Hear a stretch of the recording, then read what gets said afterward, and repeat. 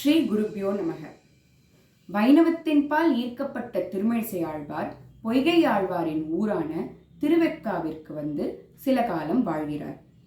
பிரம்பக்குடியில் இவரால் அனுகிரகிக்கப்பட்ட ஆண்மகவு கணிக்கண்ணன் என்பவர் இவருக்கு சீடனாக வேலை செய்கிறார். கோவிலின் அருகே ஒரு குடில் அமைத்து இவ்விருவரும் வாழ்ந்து வருகின்றனர். இவரது குடிலுக்கு தினமும் வாசல் தெளித்து கோலமிடுகிறாள் மூதாட்டி ஒருத்தி. அம்மூதாட்டியிடம் ஆழ்வார், உமது செயலால் நாம் மகிழ்ந்தோம், உமக்கென்ன வரம் வேண்டும் கேள் என்று கூறுகிறார். அதற்கு அம்மூதாட்டி, கணிக்கண்ணனின் வரலாறு தெரிந்தமையால் எமக்கு இளமை வேண்டும் என்று கேட்கிறார். அப்படியே ஆகுக என்று ஆழ்வாரும் வரமளிக்கிறார். அந்நாட்டின் அரசன் இப்பெண்ணிற்கு பல பரிசு பொருட்கள் கொடுத்து இப்பெண்ணை மணக்கிறான். இப்பெண்ணிற்கு வயதாகவே இல்லை, ஆனால் அரசனுக்கு வயதாகிக் கொண்டே போகிறது. இது எப்படி என்று பெண்ணிடம் மன்னன் கேட்கிறான். அப்பொழுது திருமிழிசை ஆழ்வாரின் கதையையும் கணிக்கண்ணனின் கதையையும் தான் இளமை பெற்றதையும் அம்மூதாட்டி அரசனிடம் கூறி, நீங்களும் கணிக்கண்ணன் என்பவர் நம்முடைய அரண்மனைக்கு வந்து போக இருக்கிறார், அவரிடம் கூறி திருமிழிசை ஆழ்வாரை கொண்டு இளமை தோற்றம் பெறுக என்று கூறுகிறார். கணிக்கண்ணனை அழைத்து அரசன், திருமிழிசை ஆழ்வாரை வரச் சொல், என் மீது ஒரு பாடல் பாடச் சொல், எனக்கு இளமை தோற்றம் வேண்டும் என்று கேட்கிறான்.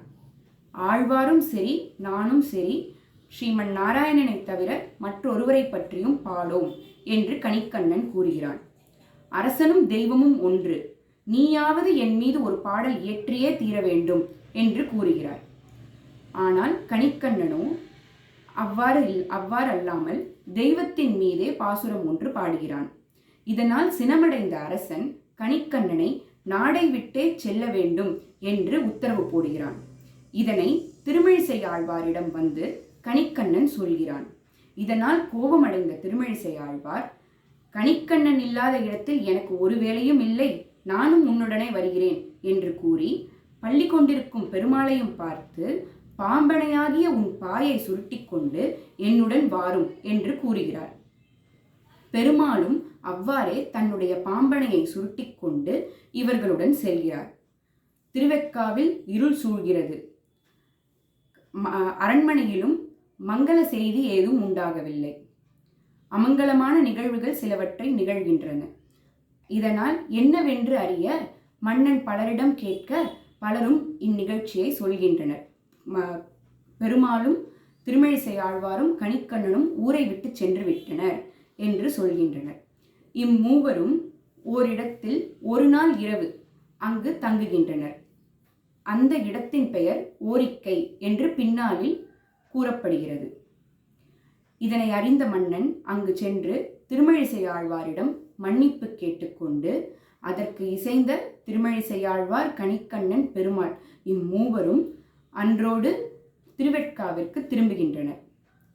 இவர் சொன்னபடி பெருமாள் செய்ததால் அப்பெருமாளுக்கு சொன்ன வண்ணம் செய்த பெருமாள் என்றும் வடமொழியில் யதோத்தகாரி பெருமாள் என்றும் பெயர் காரணம் ஆயிற்று.